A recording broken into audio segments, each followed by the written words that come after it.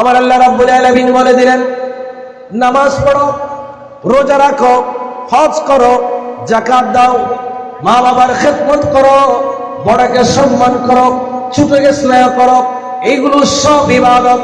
নয় নয়, আমার নবী বললেন ইমানদারের সকালে ঘুম থেকে উঠে পায়খানা প্রস্রাব করা সেটা ইবাদত। এমনকি ঘুমানো পর্যন্ত যা যা করবে সবকিছু ইবাদতের মধ্যে গণ্য হয়ে যাবে। বুখারী শরীফের হাদিস, আমার নবী বলছেন, আল কালিমাতুত তাইয়্যিবাতুস সাদাকা। তুমি মুসলমান ভাইয়ের সাথে ভালো কথা বলেছো, প্রতিবেশীর সাথে ভালো আচরণ করেছো, বন্ধুর সাথে ভালো কথা বলেছো, ন্যায়সঙ্গত কথা বলেছো, সৎ কথা বলেছো, সত্য বলেছো। নবী বলেন, তোমার পকেটে টাকা নাই, সদকা করার পয়সা নাই, তুমি যদি এই জবান দিয়ে ছোট্ট ছোট্ট আমল করতে পারো, ভালো কথা বলতে পারো, মানুষকে ভালো পরামর্শ দিতে পারো, তাহলে এটা তোমার জন্য সাদাকার সওয়াব হয়ে যাবে। আল্লাহু আকবার। ইয়া রাসূলুল্লাহ, ইয়া গাউসুল আজম দস্তগীর জিন্দাবাদ, জিন্দাবাদ, জিন্দাবাদ, জিন্দাবাদ। হৃদয়ের জানালাটা খুলে দাও না, প্রভুর প্রেমে মন সাড়া দাও না। হৃদয়ের জানালাটা খুলে দাও না, প্রভুর প্রেমে বান্দা সাড়া দাও না। বিশ্ব মালিক তিনি আল্লাহ মহান, সুবহানাল্লাহ। বিশ্ব মালিক তিনি আল্লাহ মহান, সৃষ্টি তারি এই নিখিল জাহান। আল্লাহ আল্লাহ রবে সবে দিওয়ানা, আল্লাহ আল্লাহ রবি সবে দিওয়ানা। প্রভুর প্রেমে মন সাড়া দাও না, প্রভুর প্রেমে বান্দা সাড়া দাও না। অসীম ক্ষমতা যার হাতের উপর, সুবহানাল্লাহ। অসীম ক্ষমতার মালিক কে? আল্লাহু আকবার। হে বন্ধুগণ, মহান রব্বুল আলামিন ছাড় দেন কিন্তু ছেড়ে দেন না। কথা বলেন ঠিক কিনা? হে বিশ্ব, আবারও অপেক্ষা করো, করোনার মতো আবারও গজব আসবে। অপেক্ষা করো, মুসলমানদের উপর নির্যাতন করো, ফিলিস্তিনে তুমি বোমা মারো, মসজিদ আকসার মধ্যে তুমি বোমা মারো, বাইতুল মুকাদ্দাসে তুমি বোমা মারো, মুসলমানদের হাসপাতালে তুমি বোমা মারো, মসজিদে তুমি বোমা মারো। অপেক্ষা করো, আমার আল্লাহ তোমার জন্য এর চেয়েও বড় বোমা প্রস্তুত করে রেখেছে। অসীম ক্ষমতার হাতের উপর, যার নামে বয়ে যায় যার নাগাহার, সুবহানাল্লাহ। সে প্রভুর প্রেমে হব মোরা দিওয়ানা, সে প্রভুর প্রেমে হব মোরা দিওয়ানা। প্রভুর প্রেমে মন, মাশাআল্লাহ, প্রভুর প্রেমে বান্দা সাড়া দাও না। হৃদয়ের জানালাটা খুলে দাও না,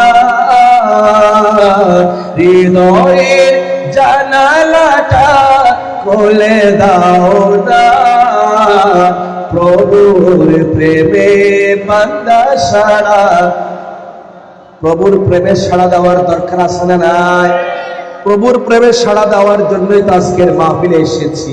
কথা, এই মাহফিল থেকে মন উজালা করে যাব ইনশাআল্লাহ। এই মাহফিল থেকে দিনটাকে উজালা করে যাব ইনশাআল্লাহ। এই মাহফিল থেকে জীবন পরিবর্তনের সবক নিয়ে যাব ইনশাআল্লাহ।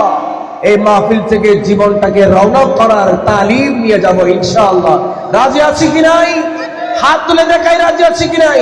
নারায়ে তাকবীর, নারায়ে রিসালাত, নারায়ে গাউসিয়া, শাহিনশাহে মদিনা, শাহিনশাহে শিকর, আহলে সুন্নাত ওয়াল জামাত। এই স্লোগান হলো আমাদের উজ্জীবিত হওয়ার স্লোগান। কথা বলেন ঠিক কিনা?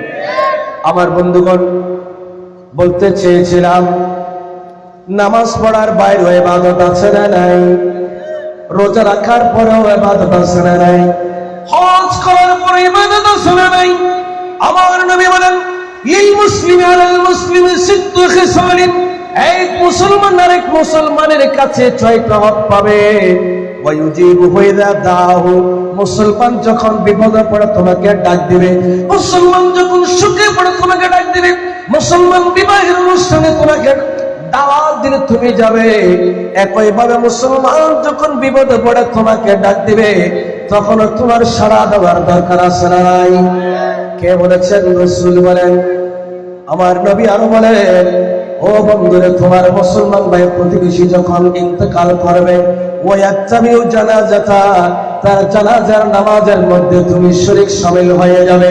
এই জানাজার নামাজ যদি আমার ফরজে কিফায়া, সমাজের মধ্যে গুটি কয়েক ওই জানাজার নামাজের মধ্যে অংশগ্রহণ করলে আদায় হয়ে যায়, কিন্তু এই জানাজার নামাজের মধ্যে কেমন ফজিলত! আমার নবী বলেন, কোন মুসলমান ভাই বোন ইন্তেকাল করলে তার জানাজায় শরীক হলে তাকে আল্লাহ রাব্বুল আলামিন 1 কেরাত সওয়াব দিবেন। সুবহানাল্লাহ। সাহাবায়ে কেরাম জিজ্ঞেস করলেন, কেরাত কি? আমার নবী বললেন, 1 কেরাত হচ্ছে এক বিশাল পাহাড় পরিমাণ সওয়াব। চিৎকার দিয়ে বলুন আল্লাহু আকবার। আমার বন্ধুগণ, নবী বলেন, যেই ব্যক্তি জানাজা নামাজ আদায় করে যাবে না, দাফন করা পর্যন্ত থাকবে, অপেক্ষা করবে, কবরের পারে দাঁড়িয়ে, কুরস্থানে দাঁড়িয়ে মুসলমান ভাইয়ের জন্য দোয়া করবে, বোনের জন্য দোয়া করবে, মুসলিম উম্মার জন্য দোয়া করবে। দাফন করা পর্যন্ত সময় নিয়ে শেষ পর্যন্ত থাকবে। আমার নবী বলেন, তার জন্য কিরাত মানে 2 কিরাত সওয়াব দেওয়া হবে, উহুদ পাহাড় পরিমাণ। যারা হজে গিয়েছেন, উহুদ পাহাড় কত আপনারা জানেন? এদিকে 6 কিলোমিটার, উত্তরে 6 কিলোমিটার, পূর্বে 6 কিলোমিটার, পশ্চিমে 6 কিলোমিটার। এইভাবে করে উহুদ পাহাড়টা যত বিস্তৃত, আমার নবী মেসাল দিলেন, দৃষ্টান্ত দিলেন, যে ব্যক্তি মুসলমান ভাইকে দাফন করে শেষ পর্যন্ত থাকবে, দাফন কাজ যতক্ষণ শেষ হবে না ততক্ষণ থাকবে, তার জন্য 2 কিরাত সওয়াব আমার নবী বরাদ্দ করলেন। পড়েন সুবহানাল্লাহ। আপনি খাতুনগঞ্জে গেলে বস্তা বস্তা পেঁয়াজ পাবেন, আদা পাবেন, রসুন পাবেন টাকা দিয়ে, কিন্তু 2 কিরাত সওয়াব কেনার জন্য কয়শো কোটি টাকা লাগবে। ঠিক না বেঠি? আর আমার দয়াল নবীর উম্মত হওয়ার সুবাদে ওই নবীজি আপনাকে অল্প আমলে বেশি সওয়াবের ব্যবস্থা করে দিয়েছেন। আমি ধন্য গো রাসূল, তোমাকে পেয়ে আরো বেশি ধন্য তোমার উম্মত হয়ে। আমি ধন্য গো রাসূল, তোমাকে পেয়ে। সালাত হইয়া সালাম হইয়া। আমার বন্ধুগণ, হায়াত কয়দিন আছে আমরা কেউ কি জানি? কেউ বলতে পারবে? ও বন্ধুরে, আমরা সমাজের মধ্যে এমন দৃষ্টান্ত দেখি, বাবার কাঁধে সন্তানের লাশ উঠে যায়। ঠিক কিনা বলেন? আমরা এমন দৃষ্টান্ত দেখি, দাদা এখনো আছেন, দাদি এখনো আছেন, কিন্তু নাতি চলে গিয়েছে। দাদাকে শোক সাগরে বাসাইয়া, দাদিকে কান্নার সাগরে বাসাইয়া নাতি কবরের বাসিন্দা হয়ে গিয়েছেন। কথা বলেন ঠিক কিনা? আমার আল্লাহ, ও আল্লাহ, তুমি এমন দৃষ্টান্ত কেন করো? এমন দৃষ্টান্ত কেন স্থাপন করো? আমার আল্লাহ বলেন, ও বান্দার, তুমি মনে করেছো মৃত্যুর জন্য তোমার দাড়িগুলো পাকা লাগবে? তুমি মনে করেছো মৃত্যুর জন্য তোমার শরীরের চামড়াগুলো ফোঁপা হয়ে যেতে হবে, কুচকে যেতে হবে? কথা বলেন ঠিক কিনা? আমরা মনে করি 60 বছর 70 বছর হওয়ার আগে মালাকুল মউত আমার কাছে আসবে না, কিন্তু আমার আল্লাহ বলেন, ভুল ধারণা। কোরআন থেকে তোমার ধারণাটাকে ক্লিয়ার করে নাও, সংশোধন করে নাও। আমার আল্লাহ বলছেন, ফাইদা জাআ আজালুহুম লা ইস্তাখিরুনা ساعة ولا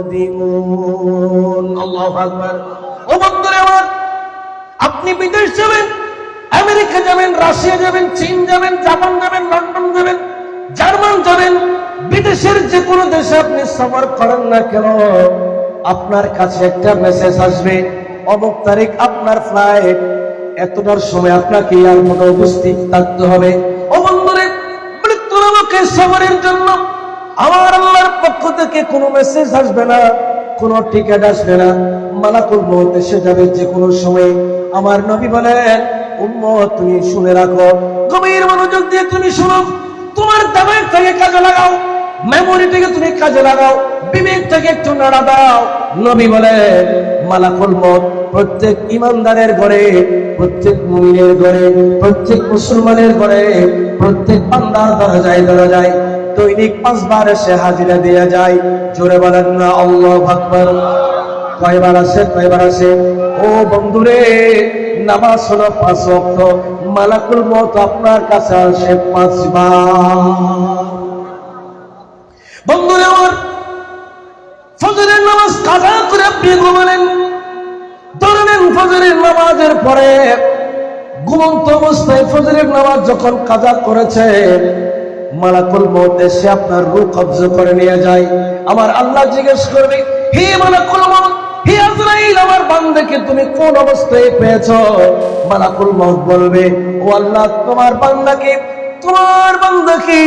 নাফরমানির মধ্যে পেয়েছি তুমি তোমার বান্দাকে কত বড় নিয়ামত দিয়েছো দীর্ঘ একটা রাত দিয়েছো অনেক বড় একটা রাত দিয়েছো আরামের বিছানা দিয়েছো রাতে পেট ভরে খাবার দিয়েছো চোখ ভরে ঘুম দিয়েছো আরামের বিছানা তুমি দিয়েছো কিন্তু আল্লাহ তোমার এই বান্দা সকালটা তোমার নাফরমানির মাধ্যমে শুরু করেছে তোমার এই বান্দা ফজরের নামাজ কাজা করে ঘুমের মধ্যে নিমজ্জিত ছিল আমি তাকে ফজরের নামাজ কাজা করা অবস্থায় ঘুমের মধ্যে তার রূহ কবজা করে দিয়েছি আমার আল্লাহ বলবে ও মালাকুল মউত তার কোনো জায়গা নাই আমার কাছে তার কোনো জায়গা নেই শুধু তাকে সিজ্জিনের মধ্যে নিক্ষেপ করো জাহান্নামের কুয়ার মধ্যে নিক্ষেপ করো সিজ্জিন কেমন একটা জায়গা এমন একটা জায়গা যেখানে দুর্গন্ধ ছাড়ার কিছুই নেই যেখানে অন্ধকার ছাড়ার কিছু নেই যেখানে অরাজকতা ছাড়ার কিছুই নাই ওই সিজ্জিনের মধ্যে তার রূহটাকে নিক্ষেপ করা হবে আর আপনি যখন ফজরের নামাজ আদায় করবেন আপনি যখন জোহরের নামাজ আদায় করবেন আপনি যখন আসরের নামাজ আদায় করবেন আপনার রূহটা যখন আসরের নামাজ আদায় করার পরে যাবে আপনার রূহটা যখন জোহরের নামাজ আদায় করার পরে যাবে আপনার রূহটা যখন মাগরিবের নামাজ আদায় করার পরে যাবে ইশারের নামাজ আদায় করে আপনি ঘুমায় গেলেন আর নিয়ত করেছেন ও আল্লাহ যদি হায়াত থাকে ফজরের নামাজটা জামাত সহকারে আদায় করব আমার নবী বলে মাঝখানে ঘুমালেন সে তো ইবাদতের মধ্যে গণ্য হয়ে যাবে জোরে বলেন না সুবহানাল্লাহ আমার আল্লাহ বলেন ও বান্দা তুমি যখন এশারের নামাজটা জামাত সহকারে আদায় করে ঘুমালা আর নিয়ত ছিল হায়াত যদি থাকে ফজরের নামাজটাও তুমি জামাত সহকারে পড়বে ওই রাত্রিতে যদি তোমার ইন্তেকাল হয়ে যায় তাহলে মালাকুল মউত তোমার রূহটাকে নিয়ে ইল্লিগিনের মধ্যে জান্নাতের বালাখানার মধ্যে রেখে দিবে চিৎকার দিয়ে বলুন সুবহানাল্লাহ আল্লাহু আকবার ও বন্ধুগণ সে হায়াতের হিসাব দেওয়া লাগবে কি লাগবে না আমরা বসে আছি 60 বছর হলে মসজিদ ধরব আমরা বসে আছি দাঁড়িয়ে সাদা হলে বড় কাজ করব আমরা বসে আছি মেয়ে বিয়ে দিলে ব্যয় যখন হয়ে যাব তখন মসজিদ ধরব আমরা বসে আছি যখন নারা হয়ে যাব যখন দাদা হয়ে যাব তখন আমরা মসজিদে যাব কথা বলেন ঠিক কিনা আসলে না আমার মুসলমানের সন্তানেরা কিন্তু আমার আল্লাহ বলেন তোমাকে ততদিন সময় দেওয়া হবে এই মেসেজ তোমার কাছে কে পাঠিয়েছে গ্যারান্টি কি আছে আরো জোরে ও বন্ধুরা এসেছেন সত্য কিন্তু যেতে হবে এটা আরো বেশি সত্য আমার আল্লাহ রাব্বুল আলামিন সেজন্য সূরা মুলকের ভিতরে দিকহীন কণ্ঠে বলে দিয়েছেন তাবারাকাল্লাযী বিয়াদিহিল মুলকু ওয়া হুয়া আলা কুল্লি শাইইন কাদির الذي خلق খালাকাল মাউতা ওয়াল হায়াতা লিয়াবলুয়াকুম আইয়ুকুম আহসানু আমালা। বন্ধুরা আমার, এই আয়াতের মধ্যে আমার আল্লাহ হায়াতের আগে মওতের কথা বলেছেন। হায়াতের আগে মওতকে সৃষ্টি করেছেন। আপনি দুনিয়াতে কতদিন বাঁচবেন, আপনার জন্য কোন দিন হবে, সেটা সৃষ্টি করার আগে আমার আল্লাহ আপনার মওতটা কখন হবে, আপনার মৃত্যুটা কোথায় হবে, আপনার মৃত্যুর সময়টা কখন হবে, সেটা কুদরতের খাতার মধ্যে আগেই লিখে রেখেছেন। পড়েন সুবহানাল্লাহ। মৃত্যুর যন্ত্রণা কত কঠিন, সইতে আমি পারিব না। পারবেন? সাকরাতের কষ্ট কত কঠিন, সইতে আমি পারিব না। কেমন কষ্ট! আল্লাহ আল্লাহ আমাদেরকে হেফাজত করুন। আমার বন্ধুগণ, আমার নবী বলেছেন, ও উম্মত, তুমি তোমার জীবনের সময়টাকে কাজে লাগাও। তোমার জীবনের হায়াত অনেক মূল্যবান, তোমার জীবনের হায়াত অনেক দামি। এই দুনিয়ার জীবনটাকে আল্লাহ রাব্বুল আলামিন আমাদের জন্য কৃষিক্ষেত্র বলেছেন। নবী বলেছেন, আদ-দুনিয়া মাযরাআতুল আখিরাহ। উচ্চ আওয়াজ দিয়ে বলুন না সুবহানাল্লাহ। আমার নবী বললেন, ও উম্মত রে আমার, তোমার 50 বছর হায়াত, 60 বছর হায়াত, 70 বছর হায়াত কিছুই নয়। এটা হচ্ছে সামেশন অফ সাম মোমেন্টস, কিছু সময়ের যোগফল মাত্র, কিছু সময়ের যোগফল মাত্র, এর চেয়ে আর বেশি কিছুই নয়। আমার আল্লাহ রূহ সম্পর্কে কোরআনুল কারীমে তথ্য দিলেন, ইয়াসআলুনাকা আনির রূহ কুলির রূহু মিন আমরি রাব্বি। আমার আল্লাহ বলেন, ও নবী, আপনার কাছে আপনার উম্মতরা রূহ সম্পর্কে জিজ্ঞেস করবে। ও নবী, আপনি বলবেন, রূহটা আমার কিছু নয়, রূহটা বিএসআরএমের রডের ফ্যাক্টরির মধ্যে তৈরি হয় না, কেএসআরএমের রডের ফ্যাক্টরির মধ্যে তৈরি হয় না, ইট বালি সিমেন্ট দিয়ে রূহটাকে জমানো যায় না। আমার আল্লাহ বলেন, এই রূহটা হচ্ছে আমি রব্বুল আলামিনের নির্দেশ মাত্র। ওই প্রাণ পাখিটা রূহটা শরীরের মধ্যে ততক্ষণ থাকবে যতক্ষণ আমার আল্লাহর নির্দেশ থাকবে। আমার আল্লাহর নির্দেশ পাওয়া মাত্র ওই প্রাণ পাখিটা আপনার শরীর থেকে বের হয়ে যাবে। আপনাকে আর চলাফেরা হবে না, আপনাকে বলা হবে মরহুম। কথা বলেন ঠিক কিনা? এই জন্য আমার নবী বলেন, হে যুবকরা, তুমি কখন বৃদ্ধকাল আসবে বসে থাকিও না। তোমার বয়স কখন 60 হবে বসে থাকিও না। তোমার বয়স কখন 50 হবে বসে থাকিও না। তোমার শরীর শক্তি কমে যাবে, তখন তুমি শয়তানি ছেড়ে দেবা, এটার জন্য বসে থাকিও না। নবী বলেন, তোমার জীবনের প্রতিটা মুহূর্তকে তুমি গনিমত মনে করো। কি মনে করো? একটু জোরে বলেন না, কি মনে করো? ইয়া রাসূলুল্লাহ, ইয়া হাবিবাল্লাহ, ইয়া রাসূলুল্লাহ, ইয়া হাবিবাল্লাহ, ইয়া রাসূলুল্লাহ। কথা বলেন ঠিক কিনা? আমার নবী বলেন, হাদিসের বেশে আছে, রাসূল করিম সাল্লাল্লাহু আলাইহি ওয়াসাল্লাম ইরশাদ করেন, ইগতানিম খামসান, 5টা জিনিসকে তুমি গনিমত মনে করো। সুবহানাল্লাহ। ও বন্ধুরে আমার, গনিমত কি আগে চিনতে হবে। আগের জামানায়, আমার নবীর জামানায় জিহাদ করতে গিয়ে অমুসলিমদের কাছ থেকে যে সম্পদগুলো পাওয়া হতো, যুদ্ধলব্ধ সম্পদকে বলা হয় গনিমত। ওই গনিমতের সম্পদগুলো বড় দামি সম্পদ ছিল। ওই গনিমতের সম্পদগুলো বড় মূল্যবান সময় ছিল, মূল্যবান দঞ্চনের সম্পদ ছিল। আমার নবী বলেন, ও বন্ধুরে, ও উম্মত রে, জীবনের তোমার হায়াতের ভেতরে 5টা জিনিসকে তুমি গনিমত মনে করো। কয়টা জিনিস কি? আমার বন্ধুগণ, আমার নবী বলেন, শাবাবাকা, ও বৃদ্ধ বাবারে, ও যুবক ভাইরে, যুবক বন্ধুরে, ও আমার মা বোনরে, আপনি বয়স হয়ে গেলে পর্দা করবেন নয় নয়। আমাদের সমাজে দেখা যায় বৃদ্ধ মাটা পর্দা করেছে, কিন্তু তার যুবতী মেয়েটাকে পর্দা ছাড়া রাস্তা দিয়ে হাঁটাইয়া নিয়ে যাচ্ছে। কথা বলেন ঠিক কিনা? ও বন্ধুরা আমার, প্রিয়জনে মাফ করবেন, বুঝের জন্য বলছি, 60 বছরের মা, তার দিকে কে আর তাকাবে? কথা বলেন ঠিক কিনা? যুবকরা তো তাকাবে যুবতীর দিকে, যুবকরা তাকাবে যুবতীর সৌন্দর্যের দিকে। এই জন্য আমার নবী বলেন, ও যুবতী, তোমার শরীরের যখন শক্তি আছে, তোমার শরীরের সৌন্দর্য ঠিক থাকতে তুমি পর্দা করো, তোমার সৌন্দর্যটাকে তুমি গোপন করে কথা বলেন ঠিক কিনা? এই জন্য নবী বলেন তোমার যৌবনকে তুমি গনিমত মনে করো। সুবহানাল্লাহ।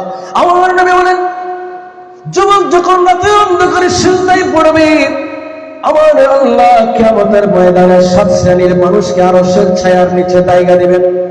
কয় শ্রেণীর মানুষকে? যুল্লুহুম, আমার আল্লাহ 7 শ্রেণীর যে মানুষগুলোকে আরশের ছায়ার নিচে যেদিন জায়গা দিবে, লা জিল্লা ইল্লা জিল্লুহু, যেদিন আল্লাহর আরশের ছায়া ব্যতীত আর কোনো ছায়া থাকবে না, যেদিন সবাই নফসি নফসি করবে, সূর্য মাত্র 2 হাত উপর থেকে তাপ দিবে, সূর্যের তাপে মাথার মগজগুলো টকটক করে ফুটতে থাকবে, মানুষ এত কাঁপতে থাকবে, কাঁপতে কাঁপতে কামড় সাগর হয়ে যাবে, মানুষ কামের সাগরে নাক পর্যন্ত ডুবে যাবে, ওই সাগরের মধ্যে মানুষ সাগর খাবে। ওই মুসিবতের সময়ে 7 শ্রেণীর মানুষকে আমার আল্লাহ আরশের ছায়ার নিচে জায়গা দিবেন। জোরে বলেন আল্লাহু আকবার। তার মধ্যে শ্রেণীর মানুষ ওই যুবক, যে যুবক রাতের অন্ধকারে নিরালায় নির্জনে বসে বসে আমার আল্লাহর জিকির করেছে, ইবাদত করেছে, নিজের জীবনের গুনাহগুলোর জন্য অনুতপ্ত হয়ে 2 চোখের পানি ছেড়ে দিয়ে আল্লাহর দরবারে কেঁদেছেন। আমার নবী বলেন বান্দার চোখের পানির চাইতে আল্লাহর কাছে কোনো আর প্রিয় জিনিস নাই। চিৎকার দিয়ে বলুন আল্লাহু আকবার। আমার নবী বলেন ও বন্ধুরে, তোমার চোখের এক ফোঁটা পানি দিয়ে আমার আল্লাহ তুফিউ কাদাররা, আমার রবে রাগ অভিমানকে, রাগকে আল্লাহ নিভাইয়া দেন। সুবহানাল্লাহ। চোখের এক ফোঁটা পানি দিয়ে আমার আল্লাহর রাগ কমে যায়। চোখের পানির এত শক্তি। সুবহানাল্লাহ। নয় নয়, আমার নবী বলেন কিয়ামতের ময়দানে জাহান্নাম যখন চিৎকার করতে যাবে, হুঙ্কার দিবে আর বলবে হে আল্লাহ, ফাজের, মুনাফিক, ফাসিক, গুনাহগারদেরকে আমার পেটের ভিতর দাও, তাদেরকে আমি এক লোকমা দিয়ে গ্রাস করে নিব। চিৎকার করতে থাকবে। জাহান্নাম যখন হুঙ্কার দিতে থাকবে, আমার আল্লাহ কুদরতের হাতে এক ফোঁটা পানি ছিটাইয়া দিবে। আমার আল্লাহ এক ফোঁটা চোখের পানি দিয়ে, ও বন্ধুরে আমার, আজকের মাহফিলে বসে বয়ান শুনে আপনি চোখের পানি ফেললেন, তাহাজ্জুদ পড়ে আপনি চোখের পানি ফেলেছিলেন, ফজরের নামাজ পড়ে কোরআন কারীমের তেলাওয়াত শুনে শুনে আপনি চোখের পানি ফেলছিলেন। কোরআন তেলাওয়াত করতে করতে আপনার অন্তরে যখন ঈমান বেড়ে গিয়েছে, আপনার চোখ দিয়ে আপনার অজান্তে পানি গড়িয়ে পড়েছে। আমার আল্লাহ বলে দুনিয়াতে বন্ধুরে, তুমি এক ফোঁটা চোখের পানি আমার কাছে জমা রেখেছিলে, ওই এক ফোঁটা চোখের পানি দিয়ে 3000 বছর জ্বলন্ত জাহান্নামের আগুনকে আমি নিভিয়ে দিলাম। চিৎকার দিয়ে বলুন আল্লাহু আকবার। কান্নার দরকার আছে না নাই? ও বন্ধুরে, দুঃখের বিষয় হলো সত্য মেনে নিতে হয়। আমাদের আজকের মাহফিলগুলোতে কান্না নাই। কথা বলেন ঠিক কিনা? আছে শুধু হাসি আর তামাশা, আছে শুধু কৌতুক আর গল্প। ঠিক না বেটি? আমার নবী এমন একটা হাদিসও কেউ দেখাতে পারবে না। আমার নবী বয়ান করেছেন আর সাহাবীরা হেসেছেন। আমার নবীর বয়ান শুনে সাহাবীরা অজর দ্বারাই কান্নাকাটি করতেন। মাঝে মাঝে আমার নবী এত সুন্দর, এত হৃদয় বিদারক বয়ান করতেন, মসজিদে নববী শরীফের মধ্যে কান্নার রোল পড়ে যেত। সাহাবায়ে কেরাম হু হু করে কাঁদতেন, কান্নার এক সুর উঠে যাইত। আমার নবীর সাহাবীরা বললেন, ইয়া রাসূলুল্লাহ, আজকে আপনি যে বয়ান করেছেন, হৃদয় বিদারক বয়ান করলেন, আপনার বয়ান শুনে আপনার আর চোখের পানি ধরে রাখতে পারলাম না, আমাদের হৃদয়গুলো গলে গিয়েছে। নবী গো, আপনি যদি বয়ানটা আর একটু লম্বা করে দিতেন। চিৎকার দিয়ে বলুন না সুবহানাল্লাহ।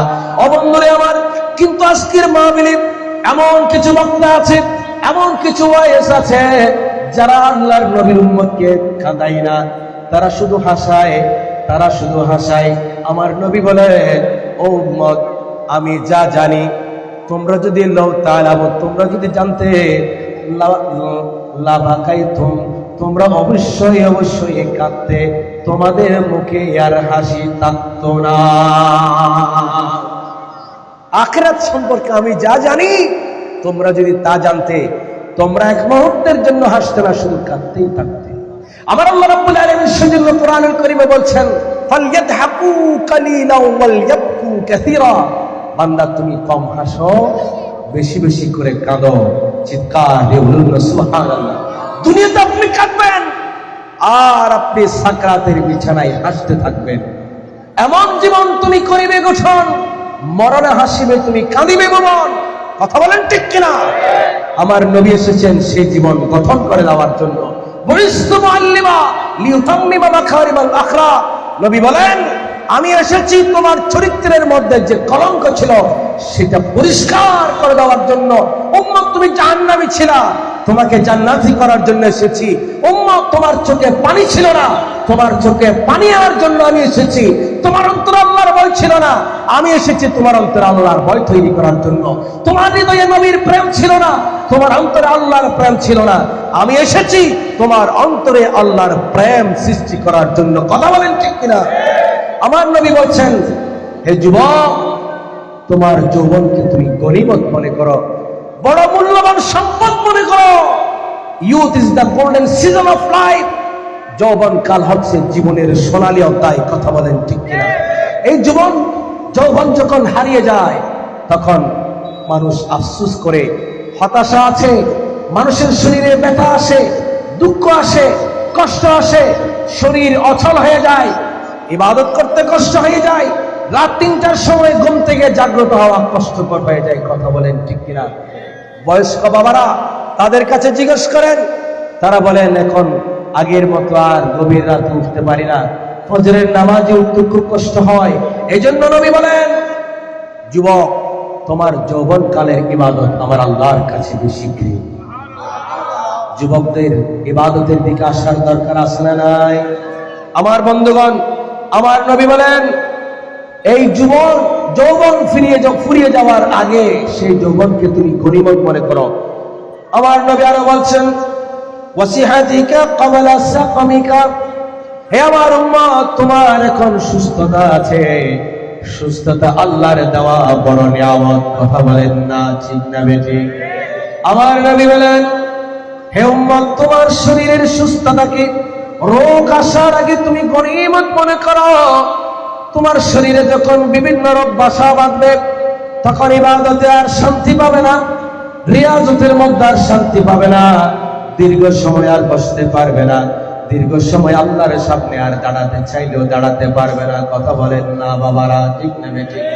এই জন্য আমার যুবকরা, আপনার পায়ে হাত রেখে বলছি, আজকের মাহফিল সার্থক হবে তখনই যখন আজকের মাহফিল শুনে এই মাহফিল থেকে সবক নিয়ে, প্রশিক্ষণ নিয়ে আপনার জীবন যদি পরিবর্তন হয়, তাহলে আজকের মাহফিল লক্ষ টাকা খরচ হওয়া এটা সার্থক হবে। কথা বলেন ঠিক না বেঠিক?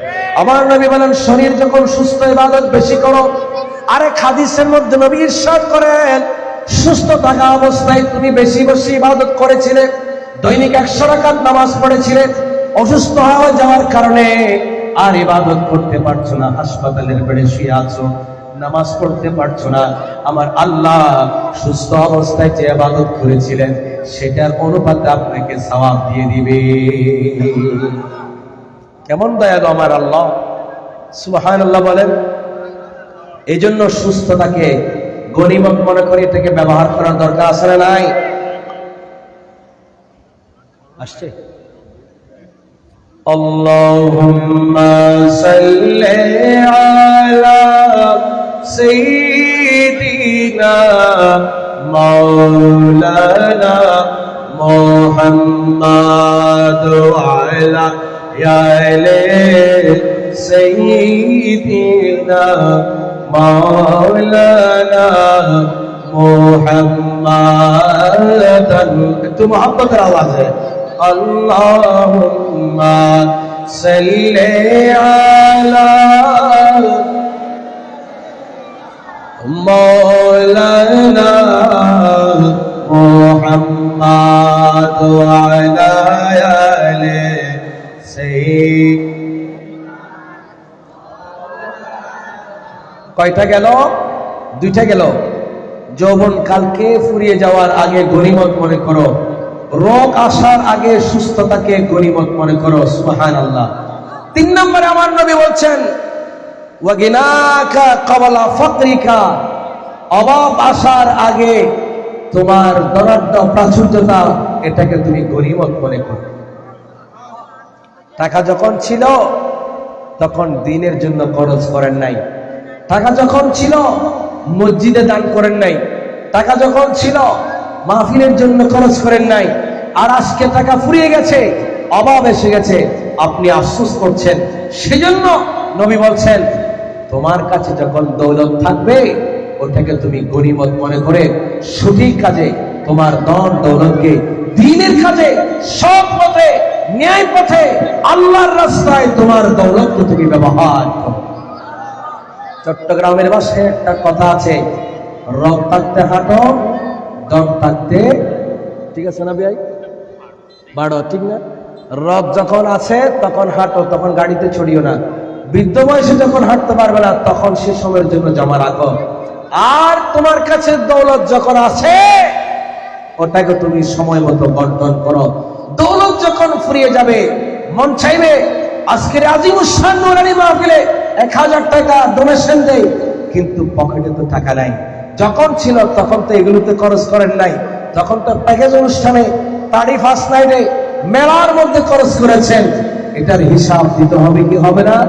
এরপরের হাদিস আমি আসছি, রাসূল করিম সাল্লাল্লাহু আলাইহি সাল্লাম আরো বলছেন ওয়াফিরাদাকা ক্বাবলা শুগলিকা, যখন আপনি আপনার হাতে সময় ছিল, আপনি অবসর ছিলেন, আপনার ব্যস্ততা ছিল না, তখন সময়কে আপনি মূল্য দেন নাই। গানের মধ্যে সময় কাটিয়েছেন, মেলায় সময় কাটিয়েছেন, বাজারে সময় কাটিয়েছেন, গল্পগুজবে সময় কাটিয়েছেন, ইবাদতে আপনি মন দেন নাই। আর আপনার যখন ব্যস্ততা এসে গেল, আপনি নামাজ পড়তে চাইলেও যেতে পারছেন না। এই জন্য নবী বলছেন তোমার ব্যস্ততা আসার আগে তোমার অবসরকে তুমি গনিমত মনে করো। এই জন্য সময় থাকতেই, সময় পেলেই আল্লাহর গোলামির মধ্যে নিজেকে আত্মনিয়োগ করতে হবে, আল্লাহর গোলামির মধ্যে লিপ্ত হয়ে যেতে হবে। কথা বলেন ঠিক না বেঠিক? না বসে থাকবেন 70 বছর বয়সের জন্য, না বসে থাকবেন 80 বছর বয়স হবে, 70 বছর বয়স হবে, 60 বছর বয়স হবে, দাড়ি পাকবে, তখন আপনি মসজিদমুখী হবেন। নয় নয় বন্ধুরে, বাবারে, ভুলের মধ্যে আছেন, যে কোনো মুহূর্তে মালাকুল মউত গাড়ির উপর বসে যেতে পারে। আমার নবী এর জন্য বলেছেন সবচেয়ে বুদ্ধিমান ব্যক্তি হলো সেই যে ব্যক্তি কবরের কথা চিন্তা করে, কবরের জিন্দেগির জন্য প্রস্তুতি গ্রহণ করছে, সেই ব্যক্তি হচ্ছে আকিস, সেই ব্যক্তি হচ্ছে বুদ্ধিমান ব্যক্তি।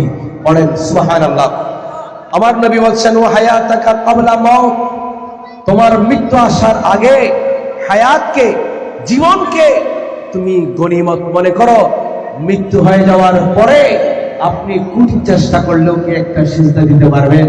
আমার বন্ধুগণ, মসজিদের পাশে যে কবরস্থান, নবীজি হাদিসে পাক ইরশাদ করছেন তাদের কাছে ফেরেশতা এসে জিজ্ঞাসা করে, প্রতিদিন জিজ্ঞাসা করে তোমার কি মন চায়, তোমার মনের ইচ্ছা কি? কবরবাসীরা জবাব দেয় আমার বন্ধু এই মসজিদে সিজদা দিচ্ছে, আমার ভাই সিজদা দিচ্ছে, আমার প্রতিবেশী নামাজ আদায় করছে, আমার বন্ধু, আমার ভাই, আমার বাবা আজকের মাহফিলে বসে বসে কোরআনের বয়ান শুনছে, হাদিসের বয়ান শুনছে। আমি যদি জীবনে আরেকটা বার সুযোগ পাইতাম তাহলে আমার মালিকের কদমে প্রাণ ভরে আরেকটা সিজদা দিতাম। কিন্তু ফেরেশতা বলবে বান্দারে আমার আর জীবনে কোনো সুযোগ হবে না। 70 বছর হায়াত তোমাকে দেওয়া হয়েছিল, 60 বছর হায়াত তোমাকে দেওয়া হয়েছিল, তুমি কি করেছো? কোন কাজে ব্যয় করেছো? হায়াত যখন ছিল সেই হায়াতকে তুমি গুরুত্ব দাও নাই। আর কবরের জিন্দেগি তোমার আমলের জন্য নয়, এই কবরের জিন্দেগি হলো তোমার পরিণাম ভোগ করা। ভালো কাজ করলে সেটার ফসল সুফল ভোগ করবে, আর খারাপ কাজ করলে সেটার কুফল ভোগ করবে। কথা বলেন ঠিক কিনা? আমার আল্লাহ রাব্বুল আলামিন সূরা জিলজালের ভিতরে বলছেন ফামান ইয়ামাল মিসকালা যাররাতিন খায়রান ইয়ারা, এক যারা পরিমাণ এই মাহফিলে বসে আমার নবীর শানে একবার দরুদ পড়েছেন, আমার আল্লাহর নামে একবার স্লোগান দিয়েছেন, একবার সুবহানাল্লাহ বলেছেন, আপনি ছোট্ট একটা আমল করেছেন, রাস্তা থেকে একটা ছোট্ট পাথর, যে পাথরের উপর পা দিলে আপনার ভাই, আপনার বন্ধু, আল্লাহর বান্দা কষ্ট পাবে। একটা ছোট্ট আমল, এই ছোট্ট একটা পাথর রাস্তা থেকে আপনি সরিয়ে দিলে ওই ছোট্ট আমলটার কারণে জান্নাতে আপনাকে নিয়ামত দেওয়া হবে। জোরে বলেন না সুবহানাল্লাহ। ছোট্ট আমলগুলো আমরা গুরুত্ব দেই না, কথা বলেন ঠিক না বেঠিক? ছোট্ট আমলগুলোকে গুরুত্ব দেওয়ার দরকার আছে কি নাই? 5টা জিনিসকে নবী গনিমত মনে করতে বলেছেন। 5টা জিনিসের কথা মনে থাকবেই তো ইনশাআল্লাহ। আমার বন্ধুগণ, আসুন আর একটু সামনের দিকে যাই। আল্লাহু আকবার বলেন। মনে করছেন কিয়ামতের ময়দান খুব সহজ হবে, খুব কঠিন হবে? একটা দিন যাবে কিয়ামতের ময়দানে 50,000 বছরের সমান। জোরে বলেন না আল্লাহু আকবার। 1000 বছর, 50,000 বছর, এটা তো গরিবদের অবস্থা।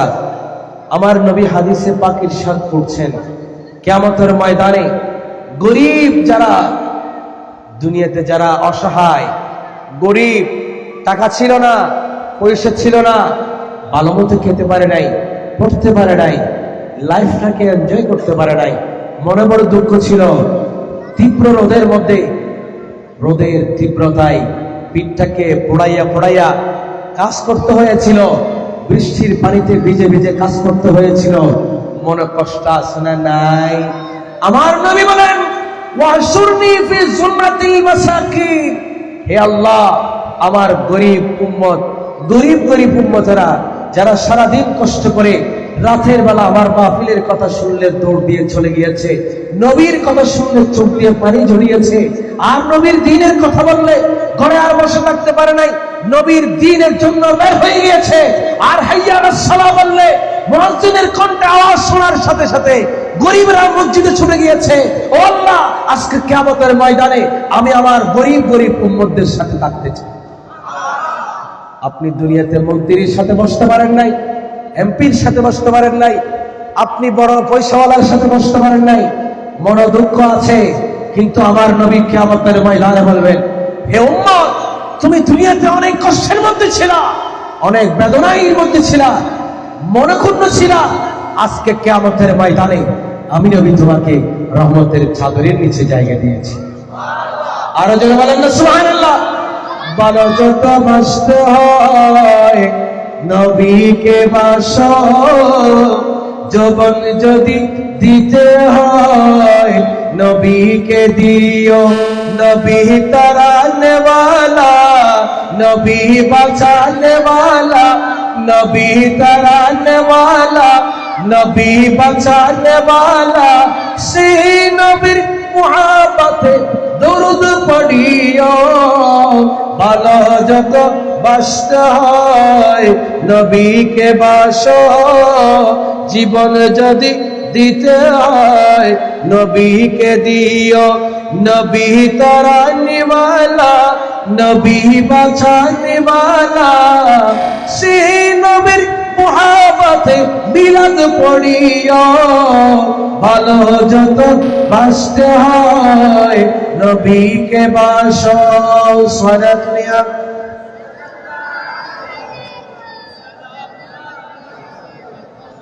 কিয়ামতের ময়দানে একটা দিন যাবে 50,000 বছরের মতো লাগবে। ওই কিয়ামতের ময়দানে আমার দয়াল নবী বলেন, কোন বান্দা এক চুল পরিমাণ সামনের দিকে যেতে পারবে না। অবন্ধুরে, এই বাংলাদেশের জমিনে পুলিশ আপনাকে একদিকে দৌড়াইলে আপনি আরেক পথে চলে যান, র্যাব আপনাকে এক পথে দৌড়াইলে আপনি আরেক পথে চলে যান, কথা বলেন ঠিক কিনা? আমার বন্ধুরা, আমার নবী বলে, কিয়ামতের ময়দানে কোন বান্দা এক চুল পরিমাণ সামনের দিকে যেতে পারবে না, কোন বান্দিনীও এক চুল পরিমাণ সামনের দিকে যেতে পারবে না যতক্ষণ পর্যন্ত 5টা প্রশ্নের উত্তর দিতে পারবে না। কয়টা প্রশ্ন? নবী বলে, 5টা প্রশ্নের উত্তর যথাযথভাবে দিতে পারলে তুমি উম্মত সামনের দিকে পা বাড়াইতে পারবা। 5টা জিনিসকে গনিমত মনে করো, 5 ওয়াক্ত নামাজকে তুমি হেফাজত করো, ইসলামের 5টা রোকন 5টা ভিত্তিকে তুমি যত্ন সহকারে আমল করো। চিৎকার দিয়ে বলুন না সুবহানাল্লাহ। ইসলামের ভিত্তি কয়টি? 5টি। নামাজ কয় ওয়াক্ত? হাতের আঙ্গুল কয়টা? ও বন্ধুরে, নবী বলেন 5টা জিনিসকে গনিমত মনে করো। আর কিয়ামতের ময়দানে 5টা প্রশ্নের উত্তর যতক্ষণ তুমি যথাযথভাবে দিতে পারবে না, আমার আল্লাহর সামনে কুদরতের কাঠগড়ায় দাঁড়িয়ে 5টা প্রশ্নের উত্তর তুমি ক্লিয়ারলি দিতে না পারলে এক চুল পরিমাণ সামনের দিকে যেতে দেওয়া হবে না। কেমন হবে কঠিন, কেমন হবে সে অবস্থা, কেমন হবে পরিস্থিতি, একটু কল্পনা করে দেখুন। নবী বলেন লা তাজুলা কদমা ইবনে আদম, বনি আদমের 2টা কদম সামনের দিকে বাড়াতে পারবে না। হাত্তা মিন ইনদি রাব্বি, আল্লাহর কুদরতের সামনে থেকে কাঠগড়া থেকে সামনের দিকে চুল পরিমাণও যেতে পারবে না। হাত্তা ইউসালু আন খামসিন, যতক্ষণ পর্যন্ত 5টা প্রশ্নের উত্তর সে দিতে পারবে না। জোরে বলেন না সুবহানাল্লাহ। নবী বলেন আন শাবাবিহি ফিমা বালাহু, আমার নবী বলেন হে যুবক, হে আমার উম্মতের বান্দা বান্দি, তোমার জীবনের সুবর্ণ সময়, তোমার জীবনের সোনালী অধ্যায়, ওই যৌবনকাল তুমি কোন কাজে ব্যবহার করেছো, কোন কাজে ব্যয় করেছো? জীবনের ওই গুরুত্বপূর্ণ সময়, শরীরে যখন শক্তি আছে, ওই শক্তিগুলোকে তুমি কোন কাজে ব্যয় করেছো? ওই হিসাবটা আমার আল্লাহর কুদরতের সামনে দেওয়া লাগবে। কথা বলেন না ঠিক না বেঠিক? আমার নবী বলেন হাদিসে পাক, জামে তিরমিজি শরীফের মধ্যে হাদিস এসেছে কিতাবুস সিফাতিল কিয়ামার মধ্যে, আমার নবী বলেন 2 নম্বর প্রশ্ন হবে। কয় নম্বর প্রশ্ন? 2 নম্বর প্রশ্ন হবে ওয়া মালিহি মিন আইনা ইকতাসাবাহু। ও বন্ধুরে, দুনিয়াতে তুমি কোটি কোটি টাকার মালিক হয়েছো, শিল্পপতি হয়েছো, লাখপতি হয়েছো, ধনাঢ্য ব্যবসায়ী হয়েছো, জমিদার হয়েছো, এই টাকা কোত্থেকে পেয়েছো, কোত্থেকে ইনকাম করেছো? তোমাকে ওই টাকার আগে হিসাব দেওয়া লাগবে। কথা বলেন, হিসাব দিতে হবে না হবে? এই দৌলত কে দিয়েছেন?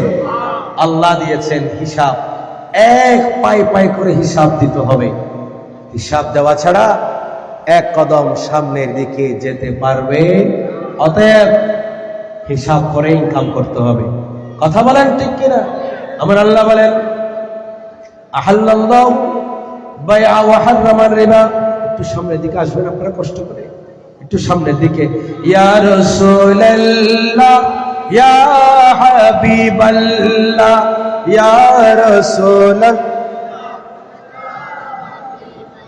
তো জোরে জোরে পড়েন ইয়া রাসূলুল্লাহ।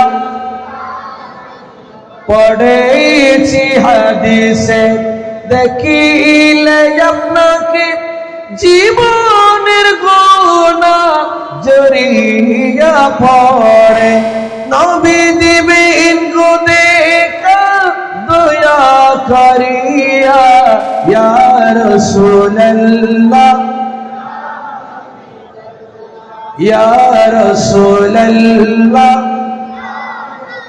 আমার মরণের নিদান কালে তাকিবেন নবীজি আমার শিয়রে। নবীকে চান কিনা? মৃত্যুর যন্ত্রণা যখন শুরু হয়ে যাবে, সাকরাতের বিছানায় যখন আপনি শুয়ে যাবেন, ওই সময়ে আমার দয়াল নবীকে যদি কাছে পান, আমার দয়াল নবীজির নূরানি চেহারা মোবারক যদি আমরা দেখি, তাহলে মৃত্যুর যন্ত্রণা আমরা ভুলে যাব। কথা বলেন না বন্ধুরা, ঠিক না বেঠিক? আহা, আল্লাহু আকবার। ইয়া রাসূলুল্লাহ, ইয়া রাসূলুল্লাহ, মুসলিম জিন্দাবাদ, জিন্দাবাদ, জিন্দাবাদ, জিন্দাবাদ। मैं कब्रे अदीरी में घबराऊंगा जब तन्हा, इमदाद मेरी करने आ जाए ना मेरे आका, रोशन मेरी तुर्बत को लिल्लाहि करना, जब वक्त नजर आए आका दीदार अता करना, जब मौत मेरी आए आका दीदार अता करना, ऐ सबसे गुंबद वाली मंजूर दुआ करना, जब वक्त नजर आए आका, माशाअल्लाह जब मौत मेरी आए मौला दीदार अता करना। रसूलेर दीदार কে কে চান? হাত তুলে দেখান। নারায়ে তাকবীর, নারায়ে রিসালাত, নারায়ে গাউসিয়া, শাহিন শাহে মদিনা। এই আশিকদেরকে আমার নবী মওতের বিছানায় নুরানি চেহার মোবারকের দিদার দিয়ে ধন্য করুন। আমরা সকলে বলি আমিন। আমার নবী বলেন, উম্মত তোমার 5টা প্রশ্নের উত্তর যথাযথভাবে দিয়ে যেতে হবে। কথা বলেন ঠিক না বেঠিক? নবী বলেন, সম্পদ কোত্থেকে আয় করেছো? সম্পদ কোথা থেকে উপার্জন করেছো? সেটার হিসাব দিতে হবে। আমার নবী বলেন, ওয়ান উমরিহি, তোমাকে আল্লাহ রাব্বুল আলামিন 50 বছর হায়াত দিলেন, 60 বছর হায়াত দিলেন, 70 বছর হায়াত দিলেন।